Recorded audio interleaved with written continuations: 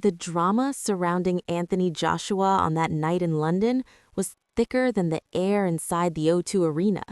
For years, Joshua had stood as one of boxing's most dominant heavyweights, a towering figure with Olympic gold, world titles, and a global fan base behind him. But boxing is a sport that changes quickly, and reputations can crumble as fast as they are built.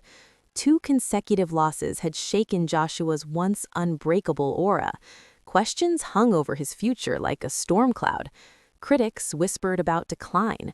Some even dared to mention retirement. So when Anthony Joshua stepped out of the dressing room and began the slow walk toward the ring, it wasn't just another fight night. It was something far more personal. It was a moment of reckoning. The atmosphere inside the O2 Arena shifted the instant the crowd realized he was on his way. Thousands of voices rose in anticipation as the towering British heavyweight made his entrance. The music echoed through the arena, lights flashing across the packed stands. But behind all the spectacle, there was tension. Everyone could feel it. Joshua wasn't just fighting Jermaine Franklin, he was fighting doubt. Jermaine Franklin, the American challenger, had arrived in London with far less pressure, but just as much determination.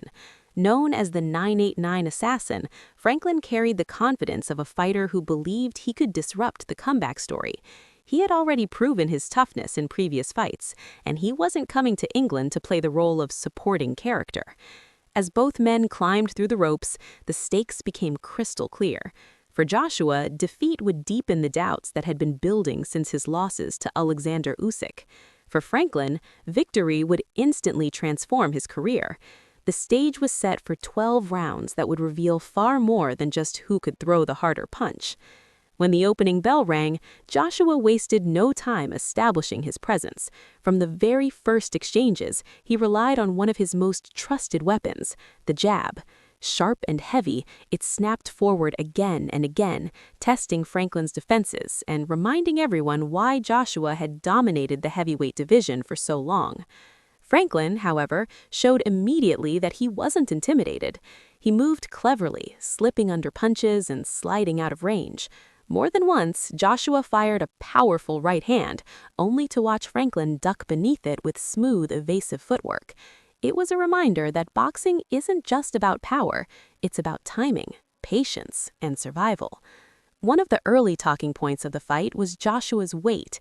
He entered the ring heavier than ever before, tipping the scales at over 250 pounds, the heaviest of his career.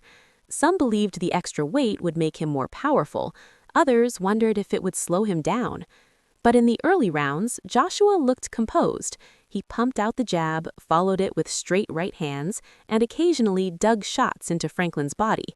His new trainer, Derek James, watched carefully from the corner, guiding Joshua through this first test of their partnership. The strategy was clear: control the distance, stay disciplined, don't rush. Still, Franklin refused to fade quietly. As the rounds progressed, the American began to show flashes of aggression. He stepped forward with quick combinations, trying to force Joshua into uncomfortable exchanges. Every time Franklin landed something meaningful, the crowd reacted with a mixture of surprise and tension. The fight settled into a tactical rhythm. Joshua controlled much of the action with his jab, occasionally unleashing powerful combinations that reminded everyone of the knockout artist he once was. But Franklin's resilience kept him in the contest. He absorbed the shots, adjusted his movement, and waited patiently for openings. At ringside, the commentators spoke about the psychological stakes. Joshua had lost 3 of his previous 5 fights. For a man who had once seemed unbeatable, that statistic carried enormous weight. This fight wasn't just about physical performance, it was about restoring belief. Midway through the contest, Joshua began to increase the variety in his attack.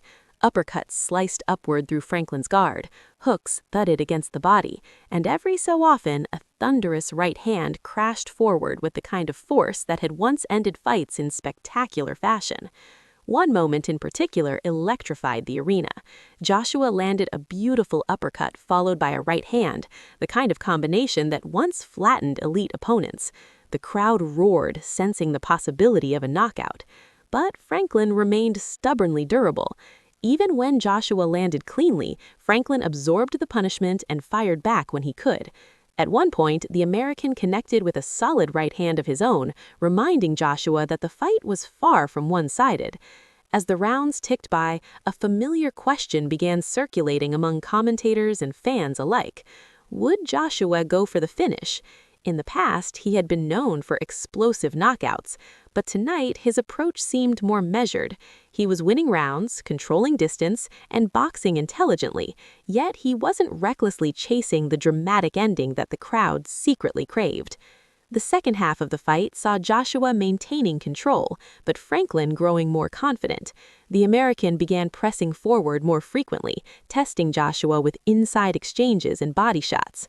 For brief moments, the fight became scrappy, two heavyweights trading blows at close range, neither willing to give ground. One particularly exciting round featured a fierce exchange where both men landed clean punches. The crowd rose to their feet, sensing the possibility of a sudden turning point. Joshua responded by returning to his fundamentals: jab, step to the side, right hand. Derek James had emphasized movement in training, and it showed. Joshua occasionally bounced lightly on his toes, shifting angles and avoiding the predictable patterns that critics had once accused him of falling into. By the championship rounds, the outcome seemed to be leaning in Joshua's favor on the scorecards. His consistency with the jab and his sharper combinations had likely secured the majority of rounds. But boxing has a way of producing chaos when fatigue sets in. Franklin knew it too. As the 11th round began, the American pushed forward with renewed urgency.